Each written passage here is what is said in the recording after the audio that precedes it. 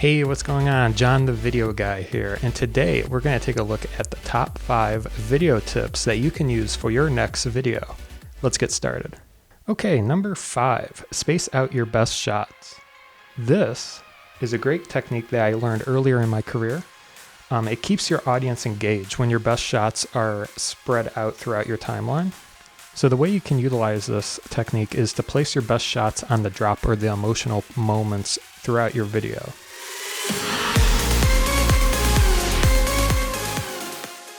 How can you make sure you do this when you start editing your video? One technique that you can do is to tag or organize your best shots once you go through and you start putting together your timeline. You can either make flags or markers, or what I like to do is drag them into a separate video track. That way your best shots are separated from all the other ones. All right, let's move on to number 4, cut on the down beat. Once you start learning how to edit and stuff, they say cut on the beat, but there's actually a certain beat you want to cut on. It's the downbeat when it comes to music. So what is that? So usually when you're editing like sizzle reels or demo highlight videos, you're editing to a song, right? And the song's broken down in like 32 counts, 16 counts, 8 counts, and you can break those apart and keep dividing them in half. And those are the beats you want to cut on. You want to cut on either 1, 1, 1, 1 on every beat. You want to cut on 1, 2, 3, 4. So every 2 beats, or you want to do every 4 or every 8 count or 16 count. The reason this is important is it develops rhythm, which is really important in the video editing process. So it keeps a nice pace and rhythm going. It keeps your viewers engaged.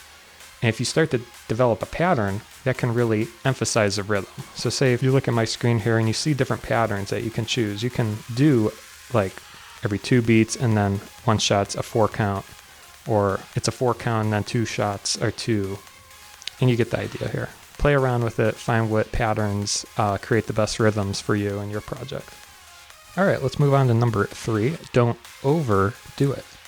So I'm guilty of doing this a lot of times in video projects. You know, I'll add special fancy transitions, you know, trying to get creative and stuff, and bokehs, optical flares. And what you want to do is kind of try to cut back on it and only use them at specific points in your video. So reserve them for like drops or like emotional moments. The other key point in this, and not overdoing it, is you have to keep in mind the audience. People can only see one thing at a time.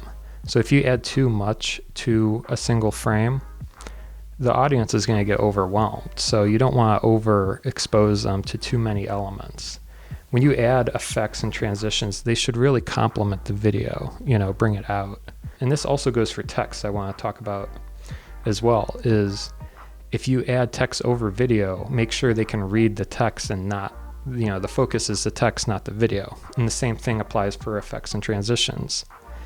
They should see the video first, and then the effect and transition should add to it. Number 2, emotion above all else. What's ironic is it says emotion above all else, but we still have number 1 to get to, so we'll get to that in a second. But emotion is the number 1 key thing when video editing. They say story is the most important thing, at least that's what I learned, and the perfect cut will be a combination of both emotion and story. But why is emotion so important? Emotion is very deep. Humans instantly connect to emotion. They connect to personal experiences that are much more impactful, and your video becomes much more than just a video. It becomes something more. So how are the best ways to use emotion?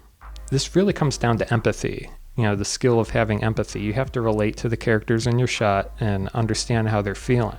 One way you can do this on close-up shots is study the person's face, you know, watch their eyebrows, their cheeks, see how they are reacting to what's happening around them, how they're feeling in the moment. And when editing, sometimes the answer is not to cut, ironically, but to linger on the emotion and pull out the emotion from the shot. And when the moment is right, then cut. All right, and that leads us to the number 1 top video editing tip, cut around the blank. This completely changed the way I look at video editing and film editing. And it's just amazing. And I have to give credit, a lot of these tips I learned from the book In a Blink of an Eye by Walter Murch. I highly recommend reading this for anyone getting into film or video editing. And make sure to get the second edition, because the first edition talks about before the age of digital film editing, but the second edition, he covers like after the mechanical age, going into digital age, and kind of comparing the two. It's eye-opening to see someone with that much experience that used to cut on real film, and just seeing how intimate video editing or film editing was back in the day of making those precise cuts. This is a guy that really knows what he's talking about. But let me explain what cut around the blink means. So in school, or when you first learn video editing, they always say cut on action, motivated cuts. You got to make sure it's lively and stuff. So, which works absolutely, without a doubt, cut on action all the time. But that technique is more on physicality, right? So someone moves and you're like, okay, cut on the action, when they release the ball or they catch the ball, they turn. But this technique, it goes into the subconscious behavior of how people react to things and process information, which kind of brings us to a new level here. So if you think about it, you blink several times a day. You can also control how you blink, or when you blink. If you think about it like a eye blinking competition, you can force your eyes to be open until your nerves get in and you're like, I gotta blink. How does this work in video editing or film editing?